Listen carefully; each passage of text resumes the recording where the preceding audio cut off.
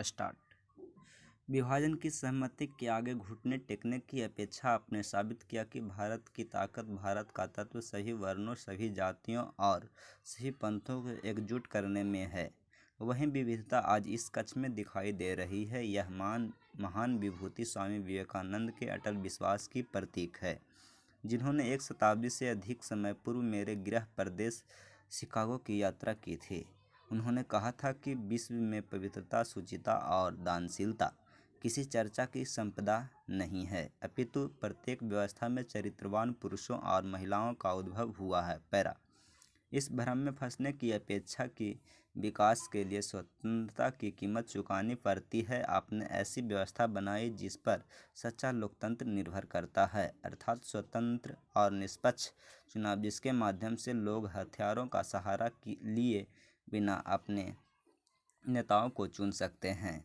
एक स्वतंत्र न्याय व्यवस्था तथा कानून व्यवस्था जिसके अंतर्गत लोगों की शिकायतों का निवारण किया जाता है, तथा सफल स्वतंत्र प्रेस और जागरूक सिविल समाज जिसमें प्रत्येक व्यक्ति की आवाज़ सुनी जाती है।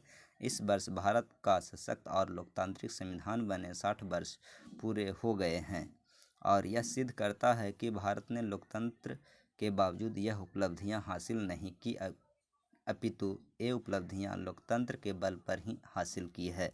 पैरा। जिस प्रकार भारत में परिवर्तन आए हैं, उसी प्रकार हमारे दोनों देशों के रिश्ते में भी परिवर्तन आया है। स्वतंत्रता उपरांत के दशकों के दौरान भारत ने गुटनिरपेक्ष आंदोलन के गौरवशाली नेता के रूप में अपने हितों का विकास किया। यद्यपि संयुक्त राज्य अमेरिका और भारत अमीर और गरीब देशों के बीच अंतर के मामले में अक्सर एक दूसरे के विरोधी पक्ष में ही रहे हों और इस तरह एक लंबा शीतयुद्ध चलता रहा हो, किंतु अब वे दिन समाप्त हो गए हैं। पैरा। भारत में विभिन्न दलों की 2 उत्तरोत्तर सरकारों ने यह स्वीकार किया है कि अमेरिका के साथ अधिकाधिक भागीदारी सहज भी है और आवश्यक भी है। संयुक्त राज्य अमेरिका में मेरे दोनों पूर्ववर्ती राष्ट्रपति, जिसमें से एक डेमोक्रेटिक और एक रिपब्लिकन थे, ने हमें एक दूसरे के निकट लाने के लिए कार्य किया, जिसके परिणाम स्वरूप व्यापार में वृद्धि हुई और महत्वपूर्ण असैन्य परमाणु करार हुआ। पैरा। अतः उस समय से हमारे दोनों देशों की जनता यह जानना चाहती है कि अब आगे क्या होगा, हम इन बदलती परिस्थितियों का पूरा लाभ कैसे उठा सकते हैं तथा अपने साझेदारी की पूरी क्षमता का उपयोग कैसे कर सकते हैं। मैं आज यही स्पष्ट करना चाहता हूँ कि अंतः संबद्ध विश्व में अमेरिका कैसा भविष्य निर्माण करना चाहता है, और मैं यह समझता हूँ कि इस कल्पना को साकार करने के लिए भारत का सहयोग अनिवार्य है, और कैसे हम एक या 2 क्षेत्रों में नहीं बल्कि कई क्षेत्रों में तथा अपने आपसी हितों के लिए नहीं बल्कि विश्व के हित के लिए सही मायनों में वैश्विक भागीदारी स्थापित कर सकते हैं। निसंदेह केवल भारतीय ही भारत के राष्ट्रीय हित को निर्धारित कर सकते हैं और विश्व मंच पर प्रस्तुत कर सकते हैं, परंतु आज मैं आपके महामहिम श्री बराक एच ओबामा द्वारा संसद सदस्यों के समक्ष दिया गया भाषण की जटिलताओं और विश्व की विशालता की गुत्थियां सुलझाई हैं। यह कहना कोई अतिशयोक्ति नहीं होगा कि आज के सूचना युग की जड़ें जोरों के अंक सहित भारतीय परिवर्तनकारी प्रयोगों में ही निहित है। पैरा। वस्तुतः भारत ने न केवल हमारी चेतना बढ़ाई है, बल्कि यहाँ व्याप्त धार्मिक आस्था, जो आज भी निष्ठावान व्यक्तियों को सम्मानजनक और अनुशासनबद्ध जीवन व्यतीत करने के लिए प्रेरणा का स्रोत है। वे कवि जिन्होंने ऐसे भविष्य की परिकल्पना की जहाँ व्यक्ति निर्भयता पूर्वक और सिर ऊंचा कर जीवन व्यतीत करे, और इस देश के राष्ट्रपिता महात्मा गांधी जिन्होंने प्रेम और न्याय का संदेश दिया, ने हमारे नैतिक मूल्यों का विस्तार किया। पैरा। अतः मेरे लिए और मिशेल के लिए इस यात्रा का विशेष महत्व है।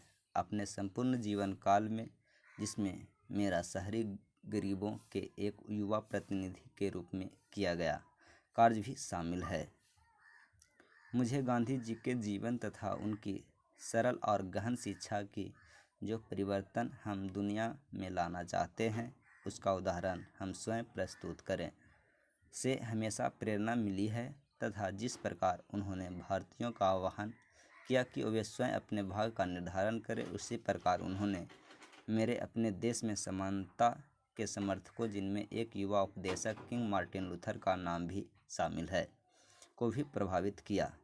लगभग 50 वर्ष पहले भारत की यात्रा करने के पश्चात डॉक्टर किंग ने कहा था कि गांधी जी का हिंसावादी प्रतिरोध का सिद्धांत ही न्याय और विकास का एकमात्र तर्कपूर्ण और नैतिक साधन है। पैरा, हमें मणि भवन आवास का दौरा करने का सम्मान प्राप्त हुआ, जहां गांधी जी और किंग इकट्ठे रहे थे। हमें राजघाट पर श्रद्धांजलि देने का भी सुअवसर मिला। मेरा यह मानना है कि यदि गांधी जी ने अमेरिका तथा विश्व को अपना संदेश नहीं दिया होता तो संयुक्त राज्य अमेरिका के राष्ट्रपति के रूप में मैं आज शायद आपके समक्ष नहीं खड़ा होता। पैरा, भारत विज्ञान और नवीनतम प्रयोगों की प्राचीन सभ्यता है, जिसकी आस्था मूल रूप से मानव विकास में है, और यही वह ठोस आधार है जिस पर आपने स्वतंत्र भारत में आधी रात को तिरंगा झंडा फहराकर अपने देश का निर्माण किया है। ऐसे भ्रमों के बावजूद कि इस देश में बहुत अधिक गरीबी है, यह देश इतना विशाल है तथा यहाँ इतनी विविधता है कि विकास नहीं हो सकता।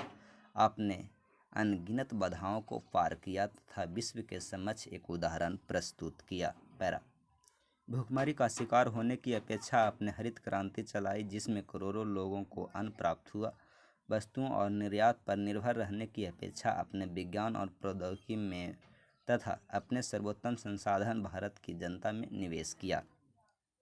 आपके द्वारा सुपर कंप्यूटरों के निर्माण से लेकर चंद्रमा पर भारतीय ध्वज फहराने के प्रमाण संपूर्ण विश्व के समक्ष है। पैरा, वैश्विक अर्थव्यवस्था का प्रतिरोध करने की अपेक्षा अपने लाइसेंसिंग राज में सुधार करके तथा ऐसी अर्थव्यवस्था स्थापित करके एक साधन के रूप में कार्य किया जिससे करोड़ों लोगों को निर्धनता से मुक्ति मिली तथा विश्व में विशालतम मध्यम वर्ग का सृजन किया। पैरा, माननीय उपराष्ट्रपति, माननीय अध्यक्ष महोदया, माननीय प्रधानमंत्री, लोकसभा और राज्यसभा के सदस्यगण और विशेष रूप से भारत की जनता। पैरा, मैं विश्व के सबसे बड़े लोकतंत्र में 100 करोड़ से भी अधिक लोगों के प्रतिनिधियों को संबोधित करने का सम्मान देने के लिए आपका धन्यवाद करता हूं।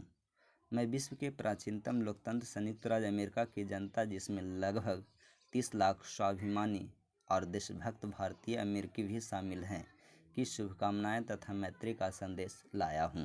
पैरा, गत 3 दिनों के दौरान मेरी पत्नी मिशेल और मैंने भारत तथा भारत के लोगों की विशेषताओं तथा उत्साह को देखा है।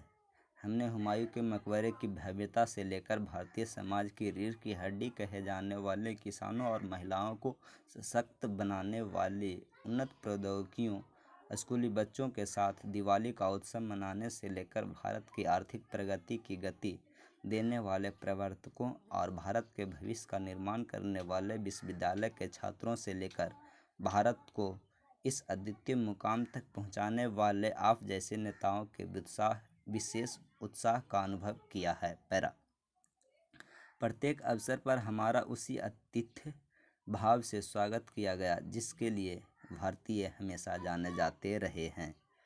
अतः मैं अपनी ओर से, मिशेल की ओर से तथा अमेरिका की जनता की ओर से आपको तथा भारत के सभी लोगों को हार्दिक धन्यवाद देता हूँ।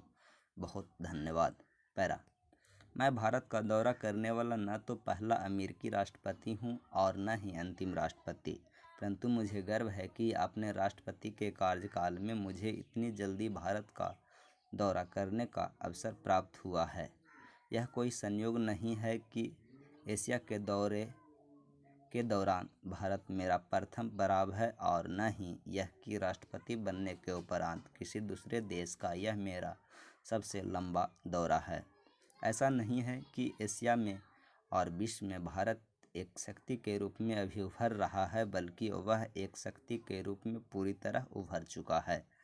मेरा यह दृढ़ विश्वास है कि साझा हितों और साझा मूल्यों पर आधारित संयुक्त राज्य अमेरिका और भारत के बीच आपसी समझौते से हम 21वीं सदी के प्रमुख भागीदार बन सकेंगे। मैं उसी भागीदारी के निर्माण हेतु यहाँ आया हूँ। हम दोनों देश मिलकर इस कल्पना को साकार कर सकते हैं।